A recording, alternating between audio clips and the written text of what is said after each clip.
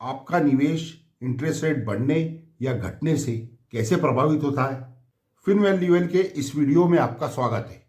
आज का हमारा टॉपिक है इंटरेस्ट रेट बढ़ने का आपके निवेश के ऊपर क्या प्रभाव पड़ता है। जब भी इंटरेस्ट रेट बढ़ते हैं या घटते हैं उसका इकोनॉमी पे, शेयर मार्केट पे, बॉन्ड मार्केट पे, आपके इन्वेस्टमेंट के रिटर्न्स पर काफ़ी प्रभाव पड़ता है और आपका निवेश इंटरेस्ट रेट बढ़ने या घटने से कैसे प्रभावित होता है जानेंगे इस वीडियो में। आरबीआई इन्फ्लेशन और ग्रोथ दोनों में बैलेंस रखने के लिए इंटरेस्ट रेट को बढ़ाती या घटाती है। अगर इंटरेस्ट रेट कम होते हैं तो कॉरपोरेट प्रॉफिट्स बढ़ते हैं और जिसके कारण ग्रोथ अच्छी आती है। इसका उल्टा, जब इंटरेस्ट रेट बढ़ते हैं तो कॉरपोरेट प्रॉफिट घटते हैं और ग्रोथ में कमी आती है और ग्रोथ के साथ साथ इन्फ्लेशन में भी कमी आती है। इसलिए आरबीआई इंटरेस्ट रेट को या तो घटाती है या बढ़ाती है या उसे एज इट इज़ रखती है, जैसी भी इकोनॉमिक कंडीशन हो। इस समय आरबीआई ने पिछली 9 कंजर्वेटिव आरबीआई पॉलिसी मीट्स में रेपो रेट को 4% रखा है और रिवर्स रेपो रेट को 3.35%। उसमें कोई भी बदलाव नहीं किए गए हैं। हालांकि इस समय इन्फ्लेशन का प्रेशर बहुत ज़्यादा है क्योंकि हायर ऑयल प्राइसेस के कारण कीमतें बढ़ने लगी है और जिसके कारण यह उम्मीद की जा रही थी कि आरबीआई हो सकता है इस आरबीआई मॉनेटरी पॉलिसी में कुछ हाइक करे। किंतु आरबीआई का कहना था कि इकोनॉमी हालांकि सुधर रही है किंतु अभी भी उसे सपोर्ट की ज़रूरत है। इसलिए हम ये उम्मीद कर सकते हैं कि आने वाले समय में आरबीआई 0.5 से लेके 1% तक इंटरेस्ट रेट हाइक कर सकती है। अगर हम इन्फ्लेशन और रेपो रेट में कोरिलेशन देखें तो जब भी इन्फ्लेशन बढ़ती है रेपो रेट भी बढ़ता है। 2007 से 2009 में हम देखें तो इन्फ्लेशन बढ़ने के कारण रेपो रेट भी बढ़ा है। किंतु इस वक्त हम देखें तो इन्फ्लेशन बढ़ने के बावजूद भी रेपो रेट कंसिस्टेंटली वही है, जिसका कारण कोविड-19 के कारण आई इकोनॉमी में मंदी है। किंतु आने वाले समय में इकोनॉमी रिकवरी के कारण इंटरेस्ट रेट या रेपो रेट में हाइक जरूर होगी।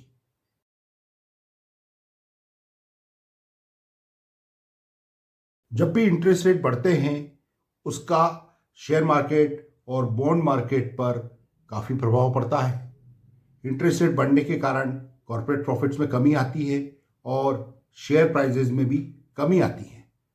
अगर हम हिस्टोरिकल देखें तो जब भी इंटरेस्ट रेट बढ़े हैं शेयर मार्केट डाउन गया है और जब भी इंटरेस्ट रेट बढ़े हैं बॉन्ड प्राइजेज भी नीचे गए हैं और लॉन्ग ड्यूरेशन फंड्स ज़्यादा अफेक्ट होते हैं। उनके रिटर्न्स कुछ समय के लिए नेगेटिव भी हो जाते हैं और आने वाले समय में अच्छे रिटर्न नहीं मिलते।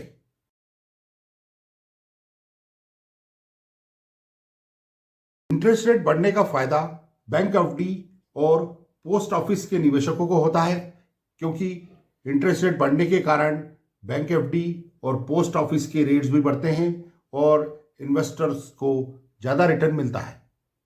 तो इस सिचुएशन में जब कि आने वाले समय में इंटरेस्ट रेट बढ़ने की उम्मीद हो, निवेशकों को क्या करना चाहिए। सबसे पहला, जो बैंक एफडी पोस्ट ऑफिस में निवेश करते हैं वो ज़्यादा लंबे समय के लिए निवेश ना करें क्योंकि आने वाले समय में जब ब्याज दर बढ़ेगी तो उन्हें उसका फ़ायदा नहीं मिलेगा। इसलिए एफडी बड़े टेन्योर की ना करें। जब इंटरेस्ट रेट बढ़ते हैं आपको ज़्यादा ब्याज दर पे एफडी मिलती है तब आप लॉन्ग टर्म के लिए निवेश करें।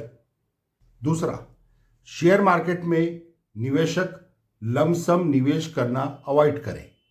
अगर निवेश करना चाहते हैं तो छोटे छोटे पार्ट्स में करें या एसआईपी और एसटीपी के थ्रू करें क्योंकि ब्याज दर के साथ साथ पी लगभग 30 के करीब है और जो कि एक इंडिकेटर है कि मार्केट ऑलरेडी ओवर वैल्यूड है।